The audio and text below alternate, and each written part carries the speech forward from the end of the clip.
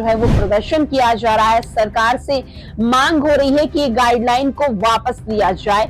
साथ बढ़ने की बात करते हैं, एक तरफ हम साथ चलने की बात करते हैं, तो वहीं दूसरी ओर ऐसे बड़ी संस्थानों में अगर इस तरह के आरक्षण को लेकर यूजीसी के नए गाइडलाइन से आखिरकार क्यों जनरल कैटेगरी के लोग नाराज हो रहे हैं, ये सवाल इन दिनों सोशल मीडिया पर भी लगातार उठ रहा है। यूजीसी ने जो अपने नई गाइडलाइन जारी की है वो 15 जनवरी से तमाम जितने भी कॉलेज विश्वविद्यालय हैं वहां पर लागू कर दिए गए हैं। लेकिन उससे बड़ा सवाल अब ये उठ रहा है कि ये गाइडलाइन को वापस लेने की मांग क्यों की जा रही है। दरअसल आपको बता दें कि देश भर में जातिगत आधार पर भेदभाव संबंधित यूजीसी की नई गाइडलाइन को लेकर अब विवाद लगातार बढ़ रहा है। जनरल कैटेगरी को लग रहा है कि ये नियम जो है वो असंतुलित है, इससे उन्हें निशाना बनाया जा सकता है। इस नियम का दुरुपयोग होने की भी पूरी आशंका है, लिहाजा इसे लेकर देश भर के कॉलेज और उच्च शिक्षा संस्थानों में अब असंतोष लगातार बढ़ता हुआ नजर आ रहा है। यूजीसी ने उच्च शिक्षा संस्थानों में जातिगत भेदभाव को रोकने के लिए promotion of equity in higher education institution regulation 2026 को लागू कर दिया है।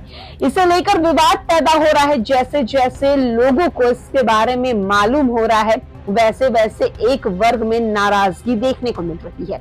इस नियम में ओबीसी और एससी एसटी के साथ जातिगत भेदभाव की परिभाषा में भी शामिल किया गया है, जिसमें सामान्य वर्ग के छात्रों में विवाद पैदा हो रहा है। वो इस गाइडलाइन को एक तरफा बता रहे हैं, ये आशंका जता रहे हैं कि इसका दुरुपयोग जो है वो उनके साथ किया जा सकता है।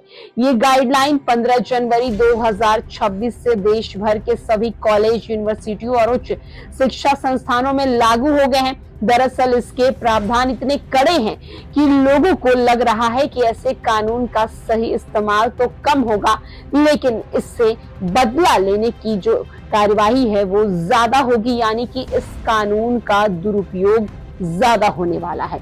दरअसल आपको बता दें कि ये कानून को लेकर लगातार सवाल उठाए जा रहे हैं। सवाल उठाने के साथ ही साथ इस कानून पर बवाल भी तय हो रहा है। यूजीसी की नई गाइडलाइन की जो मुख्य बातें हैं उनमें संस्थानों को इक्विटी कमेटी बनानी होगी, जिसमें एसी, एसटी, ओबीसी, पीडब्ल्यू और महिला के प्रतिनिधि शामिल होंगे।